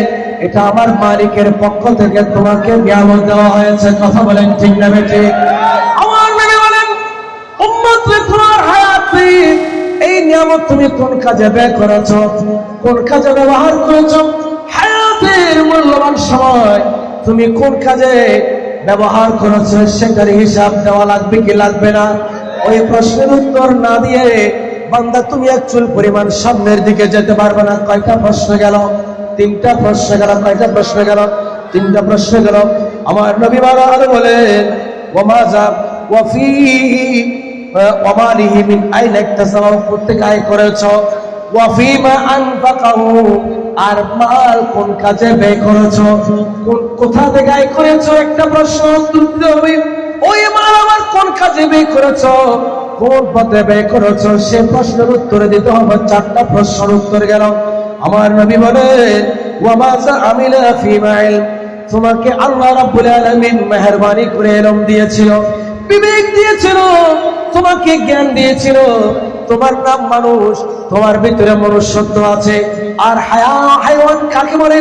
গরু ছাগলকে হায়াওয়ান বলে, পশুকে হায়াওয়ান বলে, প্রাণীকে হায়াওয়ান বলে, কারণ তার ভিতরে বিবেক নাই, তার ভিতরে মনুষ্যত্ব নাই, তার ভিতরে সত্য মিথ্যা পার্থক্য করার মতো ক্যাপাসিটি নাই।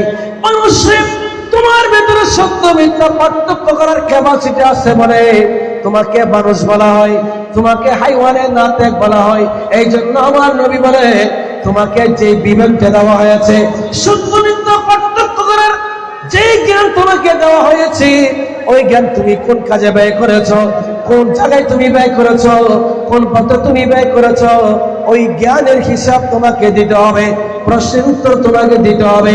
5টা প্রশ্নের উত্তর না দিয়ে তুমি সামনের দিকে যেতে পারবে না, এক চুল পরিমাণ আগানো সম্ভব হবে না। অতএব আমার নবী উম্মতকে সতর্ক করেছেন, এই 5টা প্রশ্নের উত্তর দেওয়ার জন্য তুমি প্রস্তুতি গ্রহণ করো। কথা বলেন না ঠিক না বেঠিক?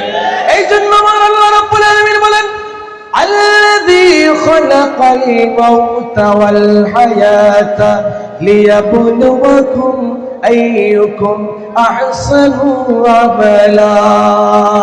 সুবহানাল্লাহ বলেন। ও বন্ধুরা আমার, তোমাকে বেশ্যা করার জন্য, দুনিয়ার ভোগ বিলাস করার জন্য দুনিয়াতে আমি পাঠাই নাই, নাজেলে ভোগ করার জন্য পাঠাই নাই। আমার আল্লাহ বলেন, তোমার হায়াত কোন কাজে ব্যয় করেছো, ভালো আমল করেছো না খারাপ করেছো, সৎ পথে ছিলা না অসৎ পথে ছিলা, সৎ মানুষের সাথে ওঠা বসা করেছো না অসতের সাথে ওঠা বসা করেছো, সত্যের পথে ছিলা না মিথ্যার পথে ছিলা, হক পথে ছিলা না বেহক পথে ছিলা, সঠিক আকীদা নিয়ে ছিলা নাকি তোমার ভ্রান্ত আকীদা নিয়ে ছিলা, তোমার ভ্রান্ত মতবাদ নিয়েছিলা, সেটা পরীক্ষা করার জন্য তোমাকে দুনিয়াতে পাঠিয়েছি। চিৎকার দিয়ে বলেন না সুবহানাল্লাহ। অতএব হিসাব করার দরকার আছে না নাই? একটা কদম দিবেন, হিসাব করার দরকার আছে না নাই? শুধু তাই নয়, ও ইমানদারেরা, ও মুসলমানেরা, ইমানদার তো তাকে বলে, মুসলমান তো তাকেই বলে যে মুসলমান একটা নিঃশ্বাস ফেলবে, একটা নিঃশ্বাস ছাড়বে, সেই নিঃশ্বাসেরও হিসাব দেওয়া লাগবে কি লাগবে না? এই জন্য মুসলমান তাকে বলে, ইমানদার তাকে বলে যিনি একটা নিঃশ্বাস ছাড়ার সময় চিন্তা করে ছাড়বে, যিনি একটা নিঃশ্বাস ছাড়বে সাথে সাথে আমার আল্লাহর জিকির করবে, আমার আল্লাহর শুকর আদায় করে বলবে আলহামদুলিল্লাহ। কারণ এই নিঃশ্বাসটা আপনার জন্য বড় নিয়ামত। নিঃশ্বাস ফেলছেন, আপনার ভিতরে দূষিত যে বাতাস ছিল, আপনার ভিতরে দূষিত যে ভাইরাস ছিল, নাক দিয়ে আপনি নিঃশ্বাস ছাড়লেন।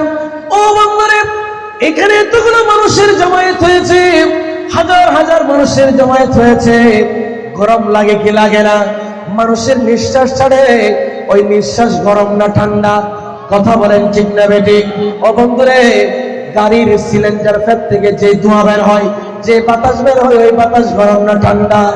আমার আল্লাহ বুঝিয়ে দিলে তোমার নিঃশ্বাস গরম হয় এজন্য কারণ তোমার শরীরের ভিতর থেকে যে অক্সিজেন আছে, কার্বন ডাই অক্সাইড আছে, বিষাক্ত বায়ু আছে, তোমার শরীরের ভিতরে যে ভাইরাস আছে, দূষিত জিনিস আছে, নিঃশ্বাসের মাধ্যমে তোমার শরীরটাকে, তোমার হার্টটাকে, তোমার হৃৎপিণ্ডটাকে প্রতি সেকেন্ডে আমি আল্লাহ রিফ্রেশ করি, প্রতি সেকেন্ডে আমি ডায়ালিসিস করি।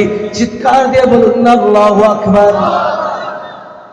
বন্ধুরে আমার, কিডনি যখন অচল হয়ে যায়, কিডনি যখন তার কাজ আর করতে পারে না, কিডনি যখন পানি পরিষ্কার করে, খাবার পরিষ্কার করে, আমাদের মূত্রথলির মধ্যে পানি সাপ্লাই দিতে পারে না, তখন শরীরের মধ্যে পানি জমে যায়, ফুলে এসে যায়, তখন ওই কিডনিকে ডায়ালিসিস করতে হয়। কথা বলেন ঠিক না বেঠিক? ওই ডায়ালিসিস কত কষ্টকর। আমার আল্লাহ এমন একটা কিডনি হাজার হাজার কোটি টাকা দিয়ে পাওয়া যাবে না, এমন দুইটা কিডনি আমার শরীরে, আপনার শরীরে দিয়েছেন।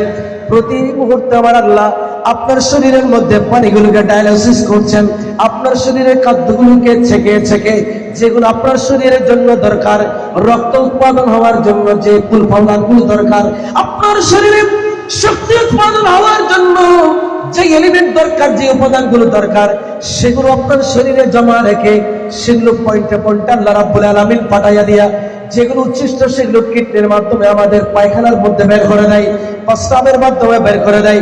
প্রতি সেকেন্ডে আমার আল্লাহ কিডনির মাধ্যমে পরিষ্কার করছেন, রিফাইন করছেন, রিফ্রেশ করছেন। আমার বন্ধুরে, একবার ডায়ালিসিস করতে গেলে 8-10 হাজার টাকা ছড়া যায়। কথা বলেন না ঠিক না বেঠিক? কিন্তু আমার আল্লাহ রব্বুল আলামিন প্রতি সেকেন্ডে আপনার কিডনি ডায়ালিসিস করছেন, আপনার শরীরকে রিফ্রেশ করছেন, খাবারগুলোকে ছেঁকে ছেঁকে আপনার শরীরের মধ্যে জমা রাখছেন, উচ্ছিষ্টগুলোকে বের করে দিচ্ছেন। আমার আল্লাহ বান্দার কাছে প্রতি মুহূর্তে ডায়ালিসিস করার জন্য 1 পয়সা কোনোদিন চান নাই। কথা বলেন ঠিক না বেঠিক? আমার আল্লাহ বলেন, ও বন্ধুরা, তোমাকে এত নিয়ামত দিয়েছি, ফাবিআইয়ি আলাই রাব্বিকুমা তুকাযযিবান। কথা বলেন ঠিক না বেঠিক? তুমি আল্লাহর কোন কোন নিয়ামত স্বীকার করবে? এই জন্য আমার আল্লাহ বলেন, ওয়াল্লাহু কানাল বাহরু মিদাদান লিকালিমাতি লানাফিদাল বাহরু ক্বাবলা আন তানফাদা কালিমাতু রাব্বি ওয়ালাউ জিনা বিমিসলিহি মাদাদা। বন্ধুরে আমার, আমার আল্লাহ বলছেন কোরআনুল কারীমে, ও ইমানদার, ও মুমিনরা, তোমার চোখে আঙ্গুল দিয়ে আমার আল্লাহ দেখিয়ে দিয়েছেন, তুমি আমার নিয়ামত কিভাবে গণনা করবে, শেষ করতে পারবে না। আমার আল্লাহ দৃষ্টান্ত দিয়েছেন, পৃথিবীতে যত গাছ আছে ওই গাছগুলোকে, সমস্ত গাছগুলোকে যদি কলম বানানো হয়, আর পৃথিবীতে যত পানি আছে সব পানিগুলোকে যদি কলমের কালি বানানো হয়, আমার নিয়ামত গণনা করার জন্য ওই কলম আর কালি দিয়ে যদি নিয়ামতকে গণনা শুরু করে দাও, পৃথিবীর সমস্ত কাজ শেষ হয়ে যাবে, কলম শেষ হয়ে যাবে, পানি শেষ হয়ে যাবে, কালি শেষ হয়ে যাবে। আমার আল্লাহ বলে, বান্দা তুমি আমার নিয়ামত গণনা করে তবু শেষ করতে পারবে না। কথা বলেন ঠিক না বেঠিক? তুমি আসমানে তাকো প্রভু, আমি জমিনে, তবু তোমারি প্রেমে জমে হৃদয় গহীনে। আমি তোমারি গোলাম গো, অন্য কারো না। আলিমুল গায়ব তুমি, মালিক রব্বানা। আল্লাহ, সবাই বলেন আল্লাহ হো আল্লাহ, আল্লাহ হো আল্লাহ হো আল্লাহ। আমার বন্ধুরা, প্রতি সেকেন্ডে আমার আল্লাহ আপনার কিডনিকে ডায়ালিসিস করছেন, আপনার পুরো শরীরকে রিফ্রেশ করছেন। আমার আল্লাহ আপনার শরীরকে পরিষ্কার করছেন নিঃশ্বাসের মাধ্যমে, আপনার শরীর থেকে দূষিত বায়ু বের করে দিচ্ছেন নিঃশ্বাসের মাধ্যমে। আবার আপনার শরীরের ভিতরে আমার আল্লাহর সৃষ্টির মধ্যে ফ্রেশ একটা এয়ার বাতাস দিয়ে নিঃশ্বাস নেওয়ার মাধ্যমে আপনার শরীরকে আপনার তরতাজা করে দিচ্ছেন। বলেন না সুবহানাল্লাহ। আমার আল্লাহ একটা গাও ছাই নাই, কথা বলেন না ঠিক না বেঠিক?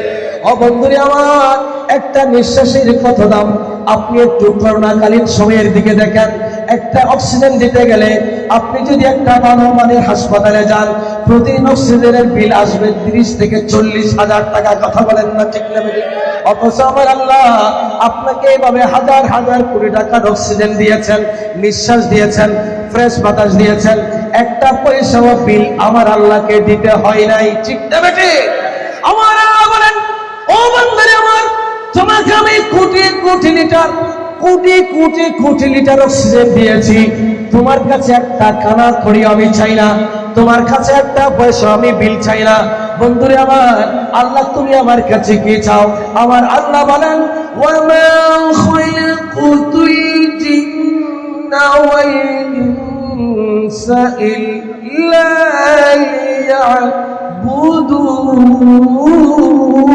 লিয়াবুদুন।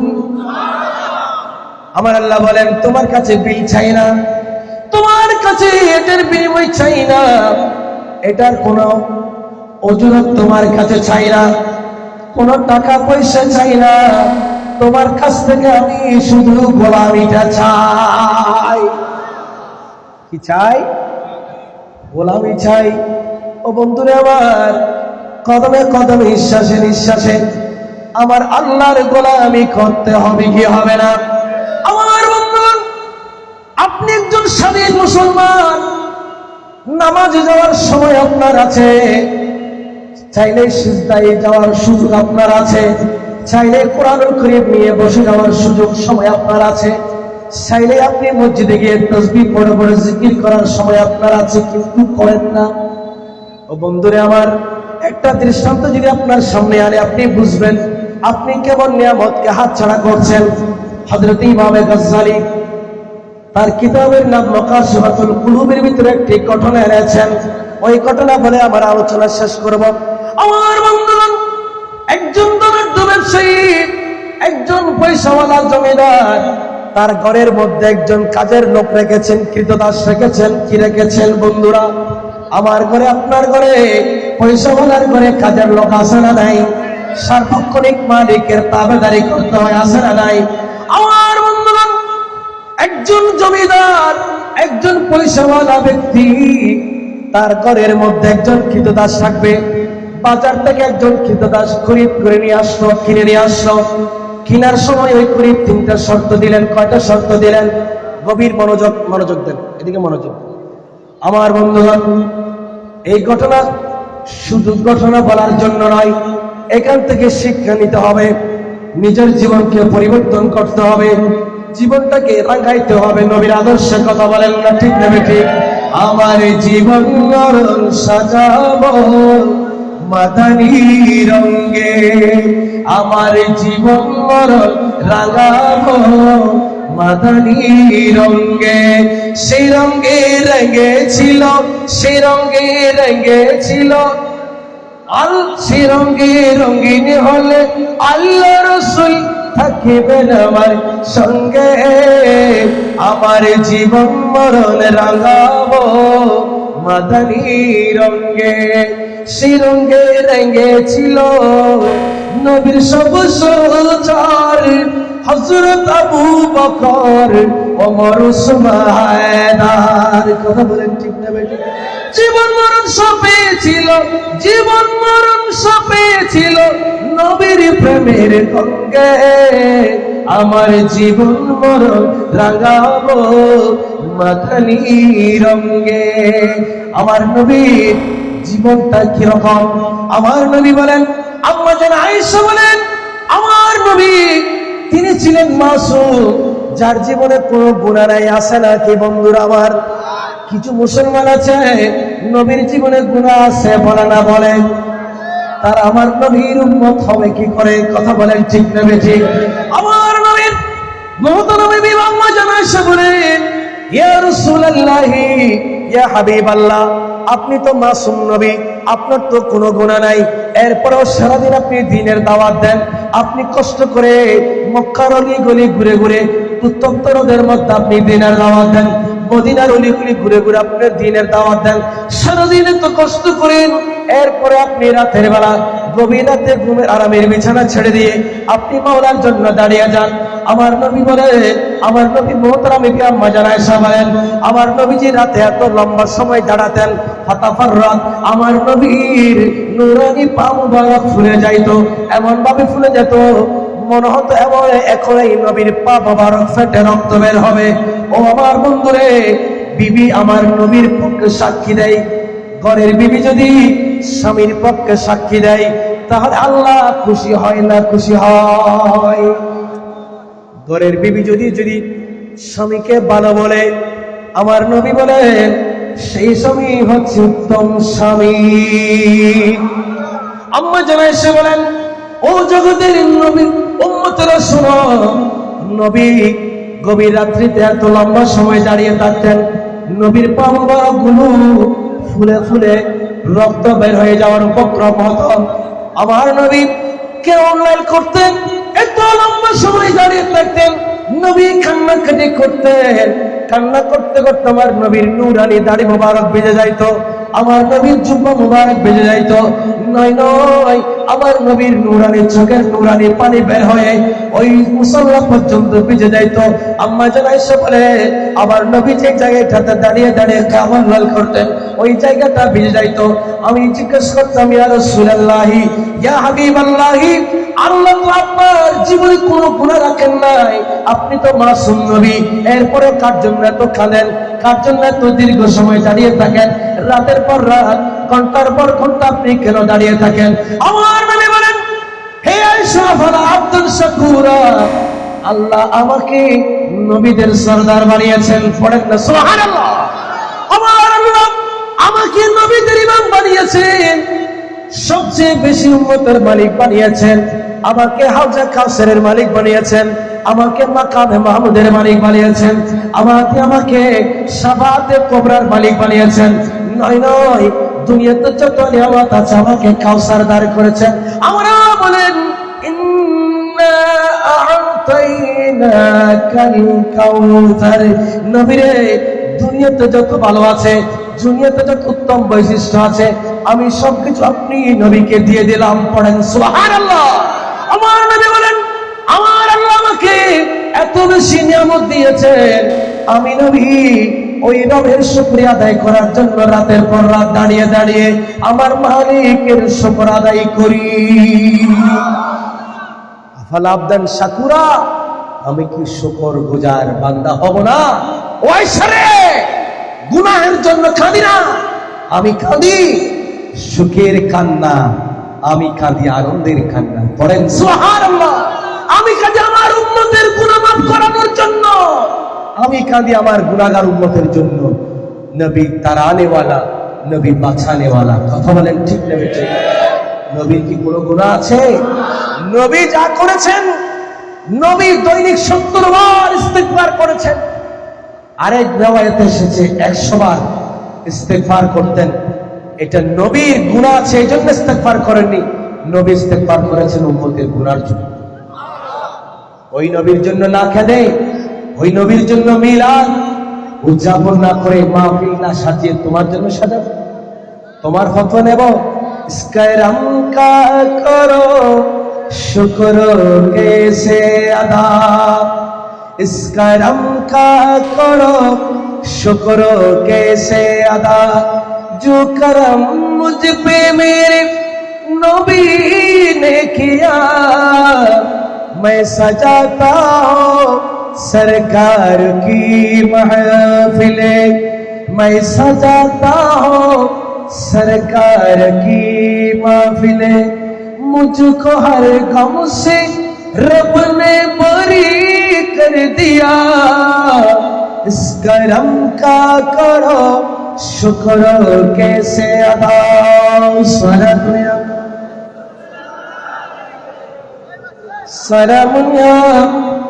আমার বন্ধুগণ, এমন নিয়ামত আল্লাহ আমাকে দিয়েছেন, আপনাকে দিয়েছেন, সবাইকে দিয়েছেন, কথা বলেন ঠিক না? কিন্তু আমি আপনি আপনার আমার রবের শুকর আদায় করার জন্য মাসে কয়টা রাত মুনিবের সামনে দাঁড়িয়েছি, হিসাব করার দরকার আছে না নাই? আমার আল্লাহ যদি প্রশ্ন করে, ও বন্ধুরে তোমাকে সৃষ্টির সেরা জীব বানিয়েছি, সুন্দর আকৃতি দিয়ে তোমাকে সৃষ্টি করেছি, লাকাদ খালাকনাল ইনসানা ফি আহসানি তাকওয়িম, সুন্দর আকৃতি দিয়ে, সুন্দর চেহারা দিয়ে আমার আল্লাহ সৃষ্টি করেছেন। আবার বলছেন ওয়ালাকাদ কাররামনা বনি আদম, আমি বনি আদমকে সম্মানিত করে সৃষ্টি করেছি, সৃষ্টির সেরা জীব বানিয়েছি। এতগুলো নিয়ামত আল্লাহ আমাদেরকে দিলেন, দুটো হাত দিলেন, দুটো পা দিলেন, দুটো চোখ দিলেন, একটা মাথা দিলেন, মাথার ভিতরে আবার ব্রেন দিলেন, মগজ দিলেন, যেন চিন্তা করতে পারি। ও বন্ধুরে আমার, এই দুনিয়াটাকে আল্লাহ কত সুন্দর করে সাজালেন। ওই সৌন্দর্য দেখার জন্য আমার আল্লাহ কপালের চোখে দুটা ক্যামেরা লাগাই দিলেন, কথা বলেন ঠিক না? বন্ধুরে, যার দৃষ্টিশক্তি নাই, যার দৃষ্টিশক্তি নাই, চোখে দেখে না, তার কাছে গিয়ে একটু জিজ্ঞেস করুন দুনিয়ার সৌন্দর্য কেমন। নিঃসন্দেহে ওই বান্দা চোখের পানি ছেড়ে দিয়ে বলবে, ও বন্ধুরে, ও আমার নবীর উম্মতে, ও আল্লাহর বান্দারে, জীবনে তো কোনোদিন এই পৃথিবীর সৌন্দর্য দেখি নাই। সুন্দর একটা বিবি আল্লাহ দিয়েছেন, সে বিবির সৌন্দর্য দেখি নাই। আমাকে আল্লাহ রাব্বুল আলামিন ফুটফুটে একটা বাচ্চা দিয়েছে, সেই বাচ্চার চেহারাও তো কোনোদিন দেখি নাই। ও বন্ধুরে, তখন বুঝতে পারবেন আল্লাহ আপনাকে কত বড় ihsan করেছেন। আপনার যদি একটা পা না থাকতো কেমন হতো? যার একটা হাত নাই তার কাছে গিয়ে জিজ্ঞেস করেন, বন্ধু কেমন ভাবে চলো? বন্ধু বলবে, ও বন্ধুরে আমার, মুসলমান ভাইরা আমার, তোমার কাছে দুটো হাত আছে, আল্লাহ তোমাকে কত ihsan করেছেন, কথা বলেন ঠিক না বেঠিক? হিসাব করার দরকার আছে না নাই? বন্ধুরে, রাতে যখন ঘুমাতে যাবেন, ঘরের আলোটা নিভিয়ে দিয়ে, রুমের বাতিটা নিভাইয়া দিয়ে, বালিশের উপর মাথা রেখে গভীরভাবে একটু চিন্তা করবেন, ধ্যান করবেন, আমার আল্লাহ আমাকে কি জন্য পাঠালেন, কি জন্য এত নিয়ামত দিয়েছেন, কি জন্য এত সুন্দরভাবে অঙ্গ প্রত্যঙ্গগুলো সাজিয়েছেন। ও বন্ধুদের পেছনে কারণ আছে না নাই? আমার আল্লাহ বলেন, এই কারণ হলো তুমি যেন নিঃশ্বাসে নিঃশ্বাসে আমার গোলামি করো, নিঃশ্বাসে নিঃশ্বাসে যেন গোলামি করো। বলতে চেয়েছিলাম মুকাশফাতুল কুলুব কিতাবের নাম। ওই কিতাবের মধ্যে ঘটনা এসেছে, একজন পয়সাওয়ালা জমিদার একটা গোলাম খরিদ করে আনলেন, কৃতদাস, কাজের লোক, ঘরের কাজ করবে, সারাক্ষণ ডিউটি করবে, এমন একজন কৃতদাস বাজার থেকে কিনে নিয়ে আসলেন। ওই কৃতদাস ঘরে এসে কাজে নিযুক্ত হওয়ার আগে মালিকের উদ্দেশ্যে বলতে লাগলেন, হে আমার মালিক, আপনি আমাকে বেতনের বিনিময়ে, মজুরির বিনিময়ে টাকা দিয়ে কৃতদাস হিসাবে কিনে নিয়েছেন। আমি আপনার আদেশ পালন করতে বাধ্য, আপনার নির্দেশ মানতে বাধ্য, কিন্তু আপনার কাছে আমার তিনটা শর্ত। কয়টা?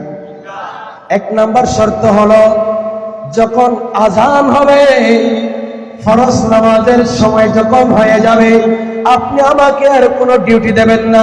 ফরজ নামাজ আদায় করার জন্য আপনি আমাকে ছুটি দিয়ে দেবেন। চিৎকার দিয়ে কি বলা যাবে না আল্লাহু আকবার? ও বন্ধুরে, আপনার মালিক তো আপনাকে কোনোদিন নামাজের জন্য বাধা দেয় নাই, ঠিক না বেঠিক? আপনি ফার্নিচারের ফ্যাক্টরিতে কাজ করেন, মালিক কোনোদিন কি আপনাকে বাধা দিয়েছে নামাজের জন্য?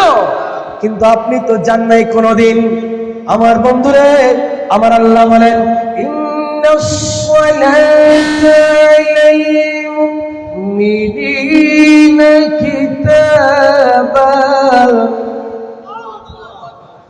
কিতাবান মাওকুতা।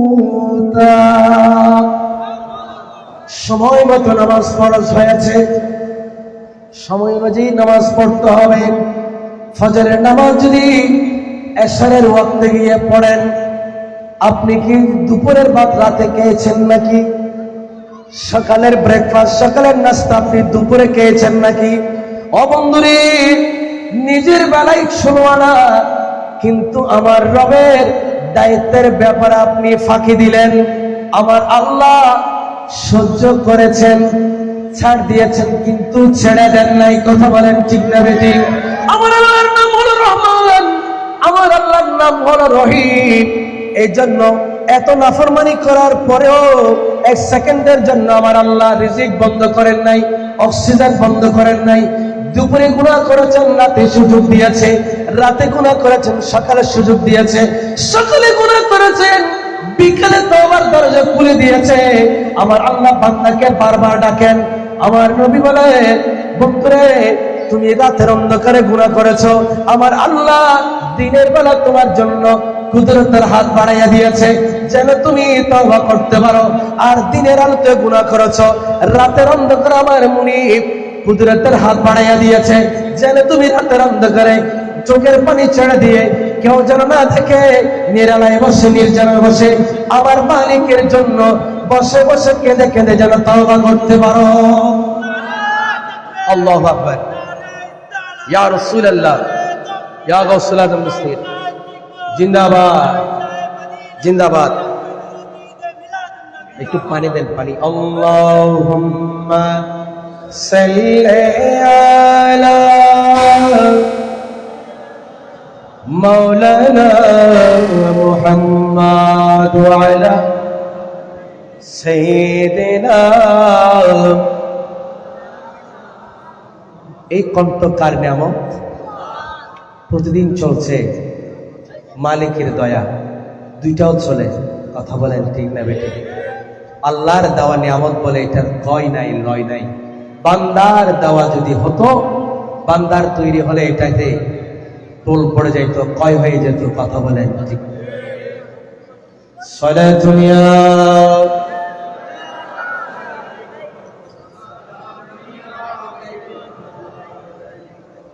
কথা সংক্ষেপ। কৃতদাস প্রথম শর্ত দিয়েছে কি? ফরজ নামাজের ওয়াক্ত হবে, আপনি আমাকে ছুটি দিয়ে দেবেন, আমাকে আর ধরে রাখবেন না। একটু চিৎকার দিয়ে বলুন না আল্লাহু আকবার। আজকের মাহফিল থেকে সিদ্ধান্ত নেন, হে যুবক, হে মুসলমান, ফরজ নামাজের ওয়াক্ত হয়েছে, দোকান বন্ধ হয়ে যাবে। কথা বলেন ঠিক না বেটি? ফরজ নামাজের ওয়াক্ত হয়েছে, চাকরি বন্ধ হয়ে যাবে। ফরজ নামাজের ওয়াক্ত হয়েছে, গাড়ি বন্ধ হয়ে যাবে। আমার মালিক ডাক দিয়েছে, দুনিয়ার মালিককে বলবেন আমার আসল মালিক আমাকে ডাকছে। আমার মালিকের ডাকে সাড়া দিতে হবে। আপনার মসজিদের কণ্ঠে হাইয়া আলাস সালাহ যখন শুনবেন, মনে করবেন না আপনার ঘরের দুয়ারে সামান্য বেতনে নিয়োগকৃত ওই মুয়াজ্জিনের কণ্ঠে এই আওয়াজ এসেছে। নয় রে বন্ধু, হাইয়া আলাস সালাহ এটা মুয়াজ্জিনের পক্ষ থেকে নয়, এটা মালিকুল মুলক, মালিক ইয়াউমিদ্দিন, যিনি আপনার হায়াতের মালিক, আপনার মওতের মালিক, আপনার রিজিক যার কুদরতের হাতে, ওই মালিকের পক্ষ থেকে আপনার কাছে ডাক এসেছে। ইয়া রাসূলুল্লাহ, ইয়া গাউসুল আযম দস্তগীর জিন্দাবাদ, জিন্দাবাদ। এই জন্য দুনিয়ার মালিককে আপনি বলে দেবেন, আমাকে যিনি খাওয়ান, যিনি আমাকে বাঁচিয়ে রেখেছেন, যিনি আমাকে নিঃশ্বাস দিয়ে যাচ্ছেন, যার কুদরতের হাতে আমার মত, সেই মালিকের ডাকে আমি সাড়া দিতে চাই। রাজি আছেন কি নাই? হাত তুলে দেখাই, রাজি আছে কি নাই? স্লোগান দেন, নারে তাকবীর।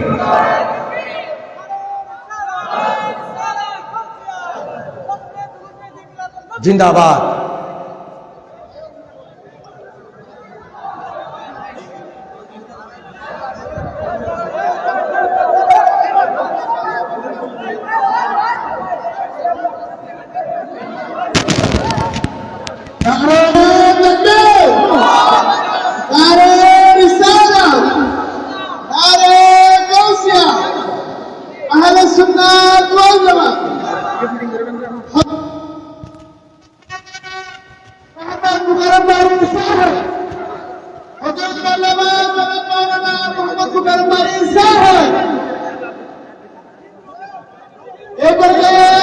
আমাদের মঞ্চে উপস্থিত হচ্ছে আজকে প্রধান আকর্ষণ দরবারে বারিয়া শরীফের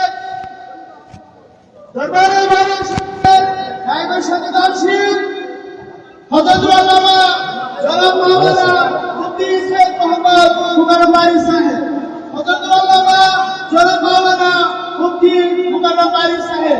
এই পর্যায়ে আমাদের আজকে প্রধান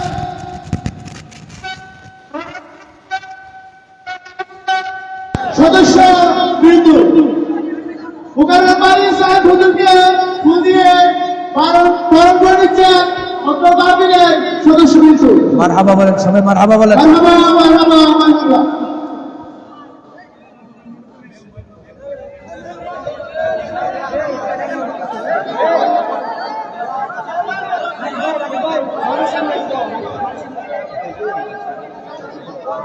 اللهم صل على سيدنا مولانا محمد وعلى آل سيدنا مولانا।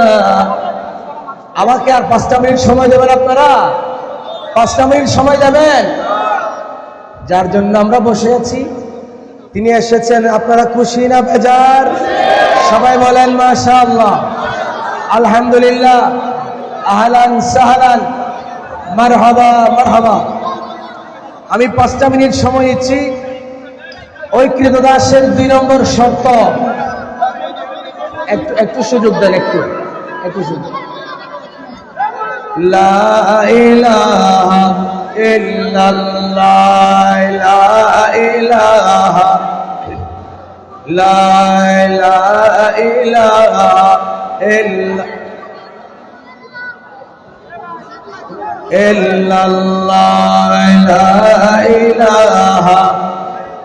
লা ইলাহা ইল্লাল্লাহ মুহাম্মাদুর রাসূলুল্লাহ। ওই কৃতদাস বললেন, 1 নম্বর শর্ত, আমাকে ফরজ নামাজের সময় ছুটি দিতে হবে। 2 নম্বর শর্ত হলো, মালিক আপনি আমাকে দিনের বেলা যত কাজ দেবেন আমি সব কাজ করতে রাজি, মাথা পেতে নেব, কিন্তু রাতের বেলা আপনি আমাকে কোনো ডিউটি দেবেন না। মালিক জিজ্ঞেস করেছে, দিনের বেলা তোমাকে ডিউটি দিলে পালন করতে রাজি, রাতের বেলা তুমি কি করবা? ওই কৃতদাস বলেছে, দিনের বেলা আমি দুনিয়ার মালিকের কাজ করব, আর রাতের বেলা আমার আসল মালিক, হাকিকি মালিক, যিনি আমাকে সৃষ্টি করেছেন, যিনি আমাকে পাঠিয়েছেন, যিনি আমাকে সুন্দর আকৃতি দিয়েছেন, যিনি আমাকে হায়াত দিয়েছেন, যার কুদরতের হাতে আমার মত, আমার সেই মালিকের দায়িত্ব ডিউটি পালন করার জন্য রাতটাকে ওয়াক করে দিতে চাই। জোরে বলেন সুবহানাল্লাহ। আমার বন্ধুগণ, আমার কথা শেষ। 3 নম্বর শর্ত আজকে আর বলবো না। কোন একদিন যদি দাওয়াত দেন ইনশাআল্লাহ সেদিন 3 নম্বর শর্ত ব্যাখ্যা করে বলবো। আমাদের আজকের মাহফিলের প্রধান আকর্ষণ যেহেতু এসেছেন, আমি আমার সময়টুকু আজকের মাহফিলের প্রধান আকর্ষণ আমার ভাই মুফতি সৈয়দ মাওলানা মোকাররম বারী সাহেবকে উৎসর্গ করে আমি এখানে শেষ করছি। ইনশাআল্লাহ আবারও সুন্দর একটি বিষয় নিয়ে দেখা হবে, আবারও কোনো এক মজলিসে সাক্ষাৎ হবে। দোয়া চাই এসে প্রত্যাশাই রেখে এখানে শেষ করছি। আসসালামু আলাইকুম ওয়া রাহমাতুল্লাহি ওয়া বারাকাতুহু।